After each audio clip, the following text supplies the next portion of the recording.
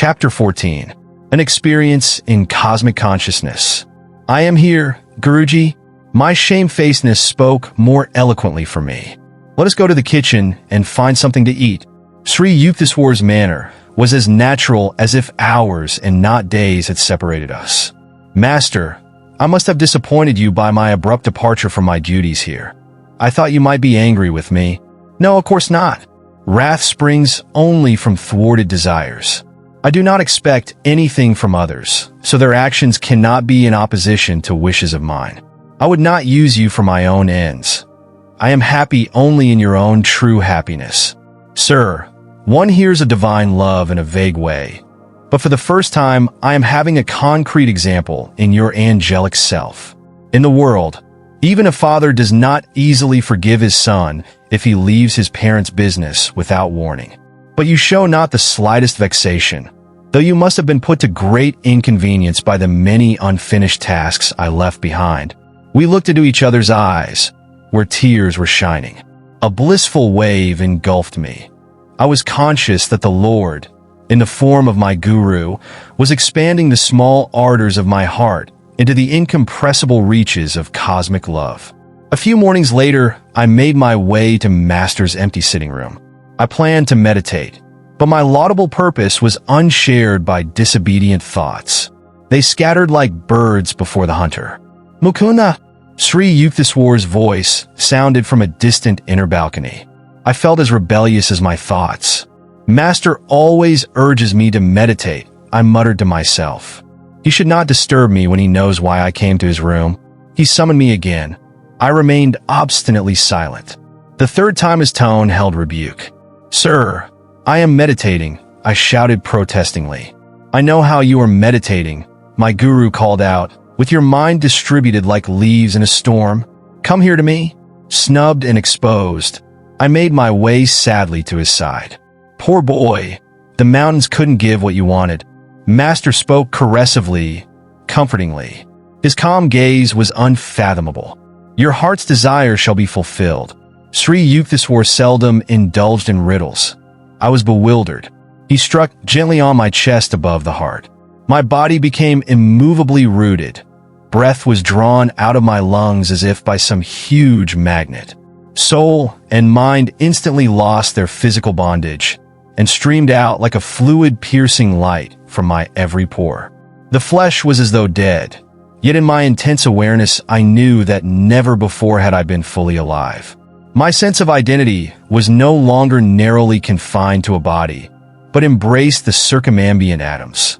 People on distant streets seemed to be moving gently over my own remote periphery.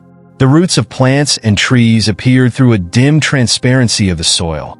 I discerned the inward flow of their sap. The whole vicinity lay bare before me. My ordinary frontal vision was now changed to a vast spherical sight, simultaneously all-perceptive. Through the back of my head, I saw men strolling far down Raigat Road, and noticed also a white cow who was leisurely approaching.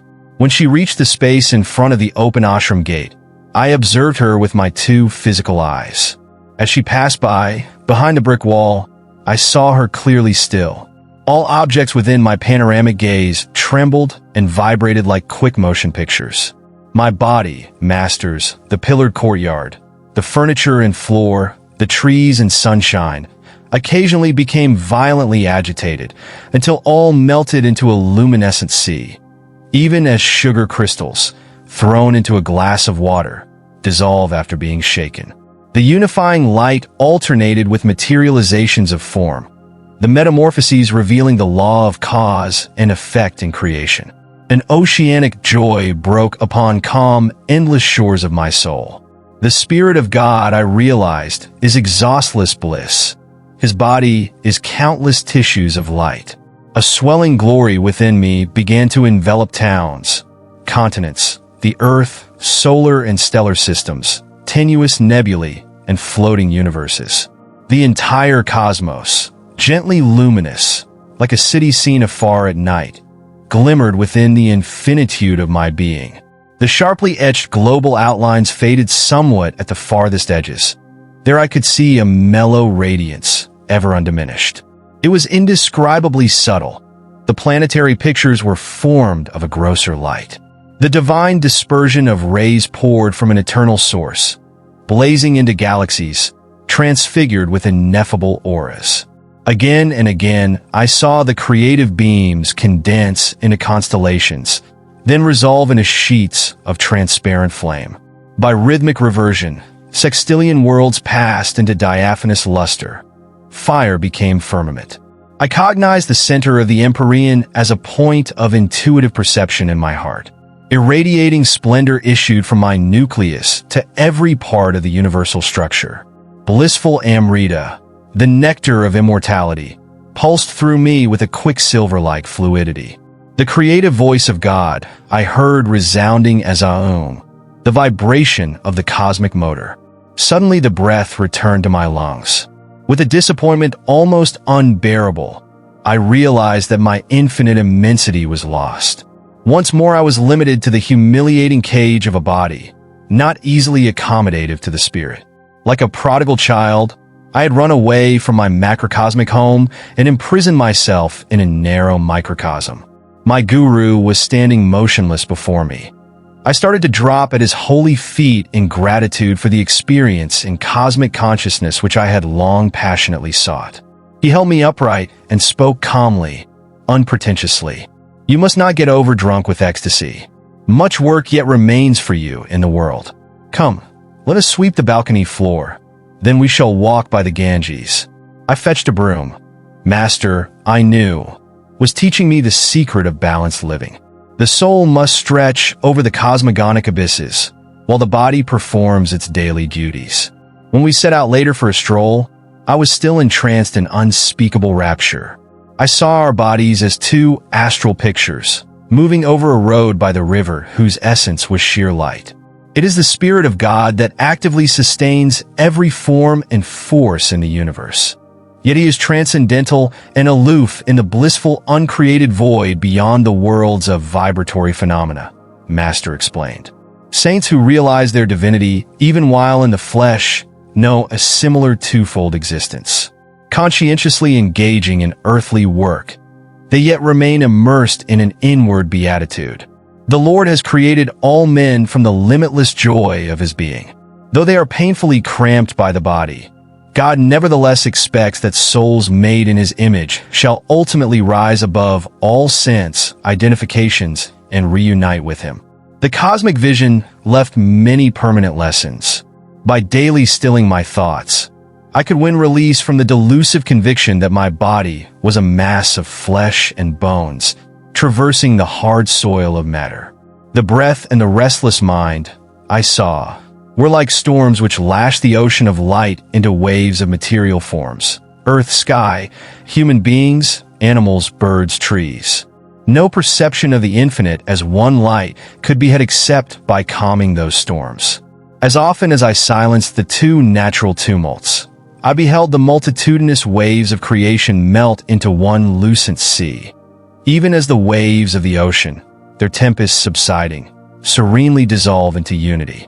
A master bestows the divine experience of cosmic consciousness when his disciple, by meditation, has strengthened his mind to a degree where the vast vistas would not overwhelm him.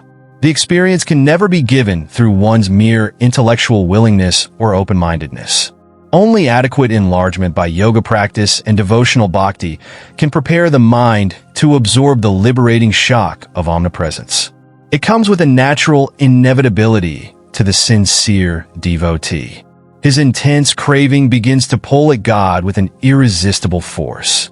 The Lord, as the cosmic vision, is drawn by the seeker's magnetic ardor into his range of consciousness. I wrote, in my later years, the following poem, Samadhi, endeavoring to convey the glory of its cosmic state. Vanished the veils of light and shade, lifted every vapor of sorrow, sailed away all dawns of fleeting joy, gone the dim sensory mirage. Love, hate, health, disease, life, death, perished these false shadows on the screen of duality. Waves of laughter, scillas of sarcasm, melancholic whirlpools, melting in the vast sea of bliss. The storm of Maya stilled, by magic wand of intuition deep. The universe, forgotten dream, subconsciously lurks, ready to invade my newly wakened memory divine. I live without the cosmic shadow, but it is not bereft of me, as the sea exists without the waves, but they breathe not without the sea. Dreams, wakings, states of deep turious sleep, present, past, future, no more for me, but ever-present, all-flowing I, everywhere. Planets, stars, stardust, earth, volcanic bursts of doomsday cataclysms, creation's molding furnace, glaciers of silent X-rays, burning electron floods, thoughts of all men, past, present, to come, every blade of grass, myself, mankind, each particle of universal dust, anger, greed, good, bad, salvation, lust, I swallowed, transmuted all, into a vast ocean of blood of my own one being, smoldering joy, off-puffed by meditation, blinding my tearful eyes, burst into immortal flames of bliss. Consume my tears, my frame, my all. Thou art I am thou, knowing, knower, known as one, tranquil, unbroken thrill, eternally living, ever new peace, enjoyable beyond imagination of expectancy, Samadhi bliss, not an unconscious state, or mental chloroform without willful return. Samadhi but extends my conscious realm, beyond limits of the mortal frame, to farthest boundary of eternity, where I, the cosmic sea, watch the little ego floating in me, the sparrow, each grain of sand, fall not without my sight. All space floats like an iceberg in my mental sea, colossal container, I of all things made, by deeper, longer, thirsty, guru-given meditation, comes this celestial samadhi. Mobile murmurs of atoms are heard, the dark earth, mountains, valleys low, molten liquid, flowing seas change into vapors of nebulae. Aum blows upon vapors, opening wondrously their veils. Oceans stand revealed, shining electrons, till at last sound of the cosmic drum, vanish the grosser lights into eternal rays of all-pervading bliss. From joy I came, for joy I live, in sacred joy I melt. Ocean of mind, I drink all creation's waves. For veils of solid, liquid, vapor, light, lift aright. Myself, in everything, enters the great myself. Gone forever, fitful, flickering shadows of mortal memory. Spotless is my mental sky, below, ahead, and high above. Eternity and I, one united ray. A tiny bubble of laughter, I am become the sea of mirth itself. Sri Yukteswar taught me how to summon the blessed experience at will, and also how to transmit it to others if their intuitive channels were developed. For months, I entered the ecstatic union, comprehending why the Upanishads say God is rasa, the most relishable. One day, however, I took a problem to master. I want to know, sir, when shall I find God? You have found him. Oh no, sir, I don't think so. My guru was smiling. I am sure you aren't expecting a venerable personage, adorning a throne in some antiseptic corner of the cosmos. I see, however, that you are imagining that the possession of miraculous powers is knowledge of God. One might have the whole universe and find the Lord elusive still. Spiritual advancement is not measured by one's outward powers, but only by the depth of his bliss in meditation.